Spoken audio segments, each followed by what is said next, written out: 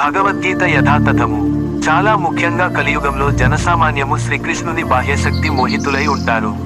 భౌతిక సౌఖ్యాలను పెంచుకోవడము ద్వారా ప్రతి మనిషి సుఖభాగుడవుతాడని వారు తప్పుగా అనుకుంటారు. భౌతిక ప్రకృతి ప్రబలమైనదనే జ్ఞానము వారికి లేదు. ఎందుకంటే ప్రతి ఒక్కడు భౌతిక ప్రకృతి యొక్క కఠోర నియమాలచే గట్టిగా బంధించబడి ఉన్నాడు. జీవుడు అదృష్టవశాత్తుగా భగవదంశ, అందుకే భగవంతుని సేవించడమే అతని సహజ కార్యము. కాని మాయా ప్రభావము వలన మనిషి వివిధ రూపాలలో స్వీయేంద్రియ భోగము ద్వారా సుఖి కావాలని ప్రయత్నిస్తాడు. అదెన్నడూ అతనిని సుఖభాగుని చేయదు. అతడు స్వీయేంద్రియాలను సంతృప్తి పరచుకోవడానికి బదులుగా భగవంతుని ఇంద్రియాలను సంతృప్తిపరచాలి. అదే అత్యున్నత జీవన పూర్ణత్వము. భగవంతుడు ఇదే కోరుకుంటున్నాడు, ఇదే అడుగుతున్నాడు. భగవద్గీతలోని ఈ కేంద్ర విషయాన్ని మనిషి అర్థము చేసుకోవాలి. మా కృష్ణ చైతన్యోద్యమము ఈ కేంద్ర విషయాన్నే ప్రపంచమంతట బోధిస్తున్నది.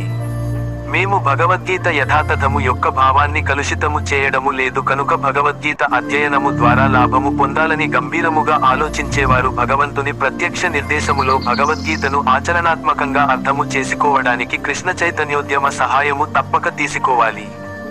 అందుకే భగవద్గీత యథాతథమును నేను ఇక్కడ వివరించిన విధంగా అధ్యయనం చేయడం ద్వారా జనులు పరమలాభాన్ని పొందగలరని ఆశిస్తున్నాను. కనీసము ఒక్క వ్యక్తి అయినా విశుద్ధ భగవద్భక్తుడైతే నా ప్రయత్నము విజయవంతమైనట్లుగా భావిస్తాను. Sydney, Australia. A.